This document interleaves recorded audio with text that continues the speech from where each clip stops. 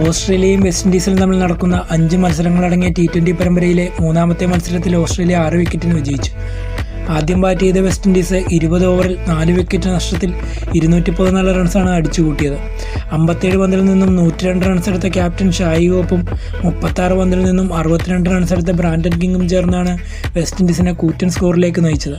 ഇരുവരും ചേർന്ന് ഓപ്പണിംഗ് വിക്കറ്റിൽ 125 റൺസ് പാർട്ട്ണർഷിപ്പ് ഉണ്ടാക്കി. 215 റൺസ് വിജയലക്ഷ്യമായി ഇറങ്ങിയ ഓസ്ട്രേലിയക്ക് 8.5 ഓവറിൽ 87 റൺസ് എടുക്കുന്നതിനിടെ 4 വിക്കറ്റുകൾ നഷ്ടമായി. പിന്നീട് ഒത്തുയർന്ന ടീം ഡേവിഡും മിച്ചൽ ഓവനും ചേർന്ന വെടിക്കെട്ട് പ്രകടനമാണ് കാഴ്ചവെച്ചത്. 23 ബോളുകൾ ബാക്കി നിൽക്കെ 16.1 ഓവറിൽ ഓസ്ട്രേലിയ 215 റൺസ് എടുത്ത് വിജയിച്ചു.